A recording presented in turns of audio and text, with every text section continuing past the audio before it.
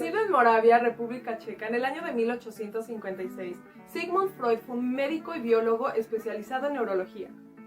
Es considerado como el creador del método de investigación y un método psicoterapéutico que a su vez forman un conjunto de teorías psicológicas, formando así el psicoanálisis. En 1885, Freud viajó a París para completar sus estudios. Estando ahí, trabajó a órdenes de un innovador médico llamado Charcot. Charcot se interesaba mucho en la utilización de la hipnosis como método terapéutico, ya que pensaba que todas las enfermedades mentales no tenían otra causa más que la psicológica. Y fue con él que Freud inicia sus estudios sobre la histeria y también sobre la hipnosis como terapia. Esto lo catapultaría hacia su postulación del inconsciente. Freud sabía que la hipnosis no era el único campo que pensaba como él. Es por eso que comenzó a prestarle atención a otros que jamás habían sido investigados científicamente, como son los actos fallidos y los sueños. A continuación abordaré sobre el tema de actos fallidos, los cuales son equivocaciones orales o olvidos momentáneos. Se pueden observar con facilidad en la vida cotidiana. Con equivocaciones orales o escritas es cuando se dice una palabra por otra, cuando se escribe una palabra con otra, cuando se lee en un texto impreso algo diferente de lo que se está leyendo, cuando se escucha algo diferente de lo que se dice. Y con olvidos momentáneos entendemos que son lagunas mentales, como por ejemplo el olvido de nombres, pérdida de objetos, olvido de propuestas, como por ejemplo olvido de alguna cita. La razón sería que hay una escasa simpatía hacia la persona de la cita o algún momento del día, como por ejemplo el día del padre o el día de madre. En conclusión, que los actos fallidos no son simples casualidades, sino que son actos psíquicos que tienen un sentido y deben su génesis a la oposición de dos intenciones diferentes. Explicarles la teoría de los sueños que tiene Sigmund Freud.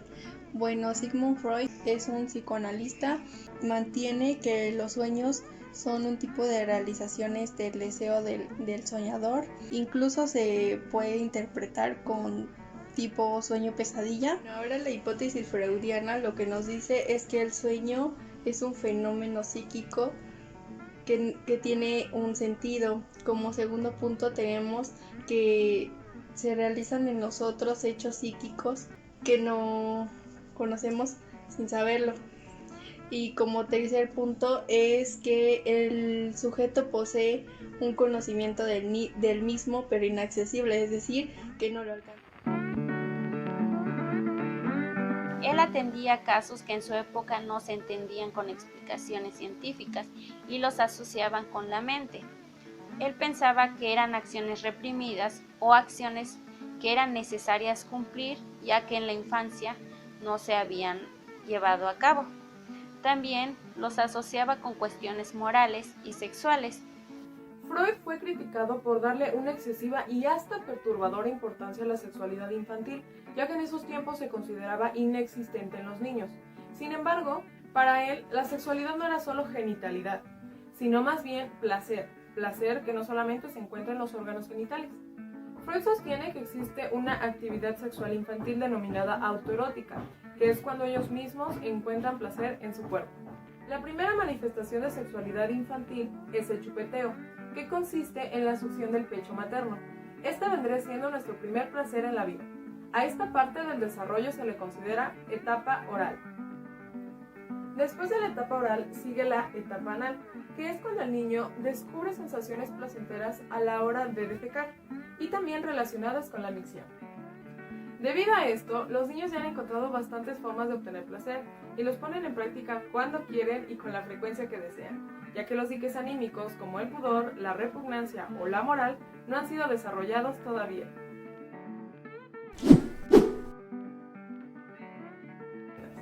Las zonas erógenas son partes de la epidermis, o sea, la capa superficial de la piel, que bajo ciertos estímulos provocan una sensación de placer. Por supuesto, hay partes del cuerpo mucho más sensibles, como son el caso de los labios, los pezones o los genitales. Pero cualquier otra zona o región de la epidermis podría también utilizarse como zona erógena.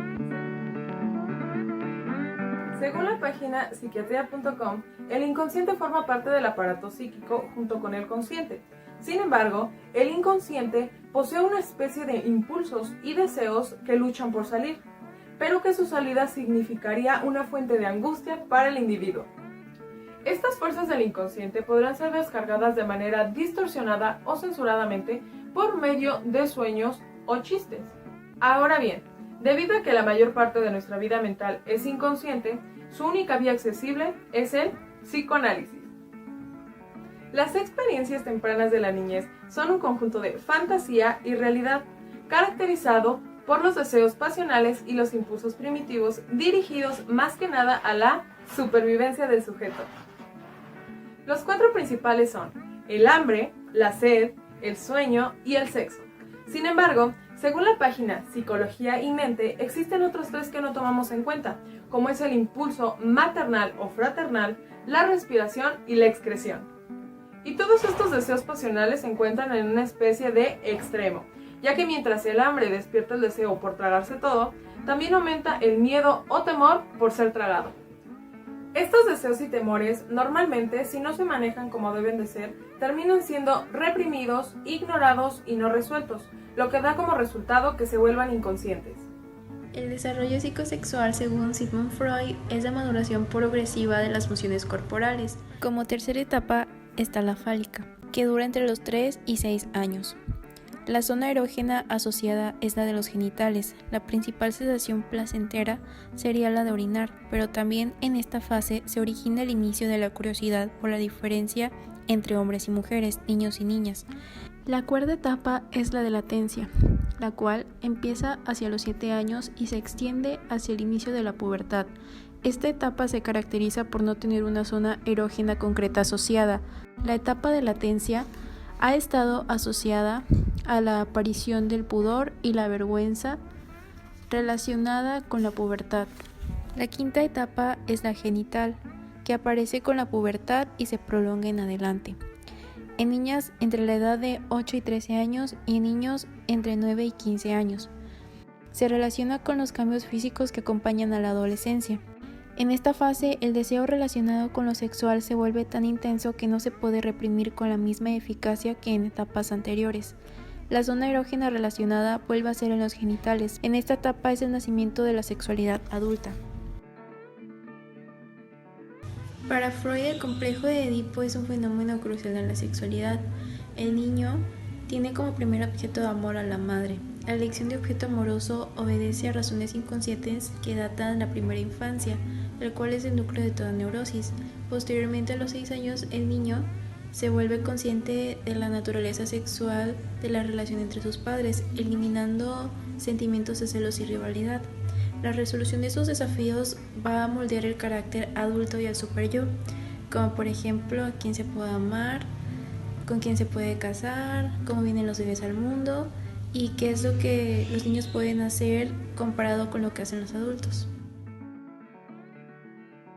La represión en el psicoanálisis es la fuerza que mantiene inconsciente los conflictos infantiles y peligrosos de una forma irreal. Es la forma en que la mente identifica situaciones nuevas basándose en experiencias previas. En este caso, el psicoanálisis trata de que la mente resuelva traumas infantiles como una situación original que se presentó previamente en la etapa adulta. Asociación libre, que este es un método que utilizan en la técnica psicoanalítica, en la que el analizado, el paciente, va a expresar sus sentimientos, sus emociones, las imágenes que se le presenten o todo lo que se le vaya presentando en la sesión, pero la va a decir tal y como se le aparezcan, sin por más incoherentes que parezcan. Está claro que dividiremos este tema en 3 partes: el yo, ello y superyo. El yo es la parte principal de la conciencia. Vendría siendo una especie de filtro por donde pasan nuestros variados impulsos y tendencias antes de ser trasladados a la acción. El ello es la parte inconsciente de la mente. Es donde se encuentra nuestra parte reprimida de la memoria. y por supuesto las experiencias infantiles no superadas. Y por último, el superyo. Es como si fuera ese superpoder que todos poseemos de nuestra mente y de nuestra conciencia. Gracias a él, recordamos nuestros ideales, nuestras prohibiciones, nuestros gustos y nuestros placeres. Son un grupo que aportó al psicoanálisis, ya que ellos explicaban que algunas cuestiones eran causadas por la búsqueda de objetos para satisfacer alguna cuestión reprimida en la infancia. La palabra inglesa self se traduce en psicología como sí mismo y es utilizado en diversas escuelas psicológicas como la social, la cognitiva, el humanismo y por supuesto el psicoanálisis. Como era de esperarse, sus definiciones son muy variadas. Sin embargo, en general se refieren a las creencias, conceptos y representaciones subjetivas que cada persona tiene de sí mismo. El self engloba conceptos como autoevaluación, autopercepción, autoestima y autoeficacia. Se refiere más que nada al nivel de conciencia que tenemos sobre nosotros mismos y a la integración de los diferentes procesos cognitivos. Desde el psicoanálisis son 3 los autores de psicología sobre el sí mismo: Karen Horney, Silvano Arietti y el más importante, Heinz Kohut, por ser el fundador de la psicología del ser. Él enfatizó la sensación individual del sí mismo con su relación en el desarrollo y el narcisismo. Steven Mitchell, fundador del psicoanálisis relacional en Estados Unidos, sostenía que la personalidad nace y se construye de lo aprendido en relación, interacción y aprendizaje con los cuidadores de la infancia, ya que la motivación individual primaria, o sea, las necesidades biológicas para sobrevivir, nacen de lo que observamos de los demás. Esto es lo que fortalecerá sus esquemas relacionales, como la seguridad, la confianza, la empatía, entre muchos otros. El psicoanálisis es una teoría sobre el funcionamiento de la mente humana y una práctica terapéutica, creada por Sigmund Freud entre 1885 y 1939. En la actualidad continúa siendo desarrollado por psicoanalistas en todo el mundo. Tiene 4 principales áreas de aplicación. Como punto número 1 tenemos la teoría del funcionamiento de la mente humana. El número 2 es el método de tratamiento para los problemas psíquicos. El punto número 3 es un método de investigación y el punto número 4 es una forma de ver y analizar fenómenos culturales y sociales como literatura, arte, películas, movimientos culturales y grupales. El psicoanálisis trata de resolver casos mentales que se resuelven por medio de un tratamiento, ya que esas personas no muestran confianza en sí mismos. El psicoanálisis sirve para que la autoestima mejore y que logren sus metas de una forma autónoma. Los tratamientos psicoanalíticos consisten en el que el psicoanálisis está diseñado de varias formas. El clásico es el que opera y funciona mejor en las capacidades que tienen los adultos. Es este periodo desde la infancia en adelante, casi llegando a la juventud. Para cada uno de ellos fueron creados y desarrollados diferentes tratamientos psicoanalíticos correspondientes a su edad, tales como juegos de figurillas, pinturas, etc.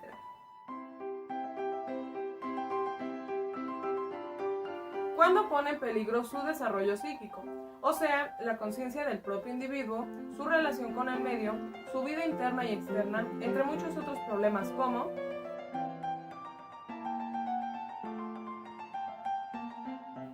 fue desarrollado y utilizado principalmente en Estados Unidos y Francia para pacientes reprimidos que necesitaban algo para poder representar y expresar sus problemas, pudiendo así rehacer su parte interna.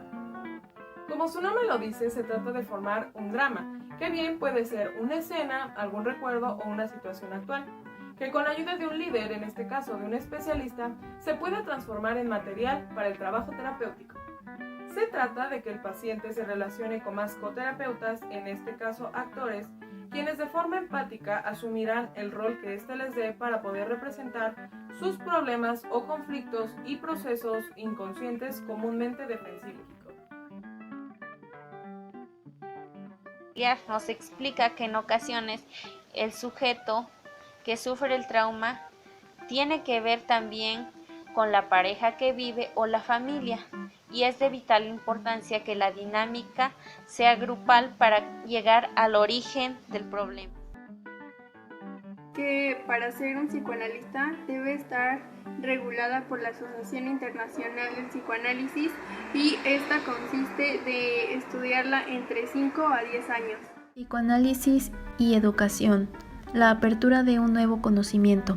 Al hablar de educación, lo primero que pensamos es en la educación que nos brinda la escuela, pero la recibimos desde que estamos en casa, con nuestra familia, hasta el mismo espacio cerrado de las instituciones educativas. Se pretende generar una apuesta crítica a los procesos pedagógicos que se mueven en la actualidad desde el psicoanálisis, el cual nos puede brindar aspectos interesantes para comprender el fenómeno educativo, incluyendo la problemática del niño o sujeto de aprendizaje. Todo lo que engloba tradicional ha generado procesos de aprendizaje que aún quedan en deuda con lo que la sociedad idealiza. Por ello, constantemente escuchamos mencionar que la educación está en crisis. La crisis viene desde el modelo socioeconómico capitalista que encuentra en los resultados de los procesos educativos y evaluados frente al mundo laboral. Moyano nos menciona que el efecto de la educación no es algo que deba confundirse con la influencia psicoanalítica, ni mucho menos ser reemplazada por esta. Lo que se debe tener presente del psicoanálisis inmerso en el campo educativo puede ser considerado como medio auxiliar de tratamiento del niño. La educación es la mediación para la manifestación de las facultades y potencialidades que cada individuo tiene en su ser personal. Anna Freud, en su texto de Introducción al psicoanálisis para las educadoras, trata de cómo la escuela obliga a los niños a adaptarse al ambiente de los adultos. Y allí se describen las fases evolutivas del desarrollo psicosexual en las que las educadoras deben entender para conocer lo que pasa dentro del psiquismo del niño. La educación es un proceso de transmisión. Esa situación nos lleva a medir la distancia entre realidad y fantasía, basada en la experiencia propia. También que en el campo educativo es similar a un consultorio médico. El punto clave es el diagnóstico. Entre maestro y alumno son importantes para mejorar el ambiente escolar, y que cada año a los niños o alumnos de nuevo ingreso es necesario aplicar un diagnóstico previo para conocer cuáles son los problemas de aprendizaje que tiene el niño y por qué presenta esas conductas en la institución. El aporte del psicoanálisis no son ni métodos ni estrategias para los docentes. Eso debemos dejarlo bien claro. En el ámbito educativo se trata de implementar programas de escucha analítica, que conllevan a espacios durante los procesos individuales y grupales para así identificar las problemáticas y dificultades que está llevando la institución. Su fin último es ir encontrando eso que no se pensaba que existía, para que posteriormente se formen nuevas y mejores metodologías pedagógicas para el sano desarrollo de los estudiantes. El punto principal del psicoanálisis es la expresión de lo que tenemos escondido. Ahora bien, si eso lo ponemos en práctica en nuestra institución, deberíamos ocuparnos y preocuparnos antes de la parte académica, en la parte profunda y personal de nuestros alumnos. Es un sistema de interpretación literario de los efectos y deseos. Forma parte de la ciencia, ya que algunas ciencias no son a base de experimentación, pero que se investigan para llegar a una conclusión que ayuda a validar el razonamiento. Estos temas nos hablan sobre que el psicoanálisis se va adaptando a las necesidades que tiene cada sociedad. Hay un ejemplo que nos mencionan que en ciertos países en los que no se ha implementado el psicoanálisis es porque no saben que el psicoanálisis requiere de cierta feminidad para que se la transformación que necesitamos. El psicoanálisis, recordemos que fue creado por los judíos durante la Ilustración. Pretendía convertirse en un movimiento de liberación, pues según sus fundadores, la exploración del inconsciente debía permitir a la humanidad aplacar sus sufrimientos. En esos tiempos, el punto del psicoanálisis era cambiar al hombre mostrando que yo es otro, y con esa concepción del mundo, hablarse de alguna institución que lo transformara en política. Como ya escuchamos, la Asociación Psicoanalítica Internacional, o IPA por sus siglas en inglés, fue la encargada de prohibir aquellas costumbres apodadas incestuosas, que se refieren a la prohibición de un profesional a analizar familiares y de tener relaciones sexuales con sus pacientes. El psicoanálisis pasó por un proceso de normalización, donde la figura del maestro tenía que desaparecer. Solo podía existir el único e inimitable padre fundador, Freud. Nadie más. Pero lamentablemente este proceso de normalización transformó a la IPA en una máquina de fabricar y fabricar solo notables, dejando a un lado el cultivo de originalidad y yéndose más por el lado de las normas, demostrando así su falta de aceptación por el desafío, la ciencia y los cambios en la sociedad. Para rápido. Le dio completamente igual, se desinteresó del mundo real y se quedó en las sombras del poder absoluto. No le importaron las nuevas ideas de profesionales anónimos, la realidad social, la miseria, con decir que a los homosexuales se les negaba el derecho a llegar a ser psicoanalistas. Es por todo esto y por situaciones y problemáticas ocurridas alrededor del mundo que finalizada la Segunda Guerra Mundial, el psicoanálisis ya no figuraba tanto. A pesar de todo lo ocurrido y todo lo que se ha dicho sobre el psicoanálisis, la comunidad psicoanalista francesa seguía firme y sólida, tanto así que todos los especialistas en el tema estaban repartidos en más de 20 asociaciones que después se elevaron a 5,000. Hoy en día, la mayoría de los terapeutas nuevos, o sea, vendrían siendo los más jóvenes, ya no se centran solo en el psicoanálisis, sino más bien fija su atención en una situación analítica, cara a cara como una especie de psicoterapia, que va acompañado de un sillón o diván, o al menos esa es la imagen que se nos ha transmitido generación a generación.